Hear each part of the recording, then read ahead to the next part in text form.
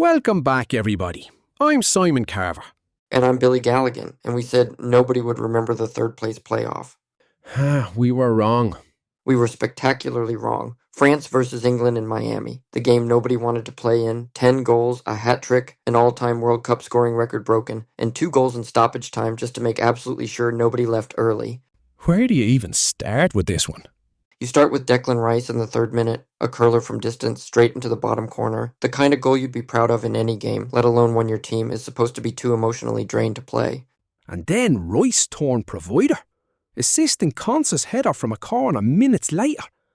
2-0 inside 10 minutes. England were flying. And then Saka, tapping in from Rashford's unselfish pass for 3, then scoring a brilliant finish from the edge of the box for 4. 4-0 at halftime in a third-place playoff against France. This was not supposed to happen.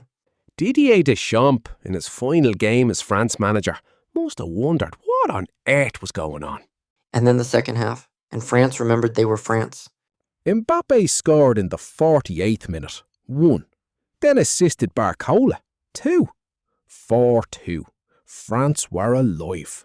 And then Mbappé scored again.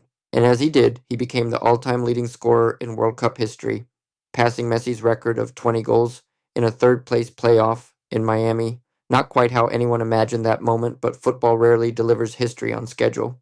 Both of Mbappe's goals were assisted by Elise, who in doing so set a new record for the most assists in a single World Cup tournament since records began in 1966.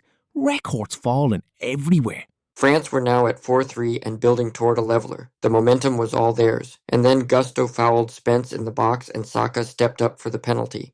Hat-trick! 5-3. Game presumably over.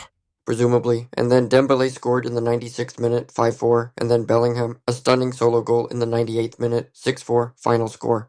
10 goals. In a game nobody wanted to play. Between two teams whose hearts were broken in the semi-finals.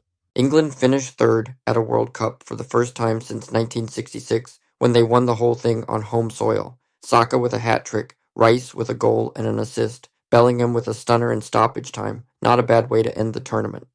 For France, it was a bittersweet farewell. Mbappé breaking the all-time record, but on the losing side. Deschamps going out with a defeat after everything he's achieved. 2 World Cup finals, 1 winner's medal. A legacy that will never be forgotten. He deserved better from his last game, but his players gave everything they had and that has to count for something. And the golden boot. Mbappé now on 11 goals, the most any player has ever scored in World Cup history. Messi is on 9. To win the golden boot tomorrow, Messi needs to score 3 goals in the final. To draw a level, he needs 2. So now the final has another layer. Not just the World Cup trophy, not just Messi versus Yamal, not just Argentina's chance to go back-to-back, but Messi chasing Mbappe's record in what is almost certainly his last ever World Cup game. No pressure then. None at all. They say nobody remembers the third-place playoff. Tell that to the fans who witnessed 10 goals. England leave with bronze, France leave with pride, and now the stage is set for the one everyone has been waiting for. Spain against Argentina, Yamal against Messi for the biggest prize in football.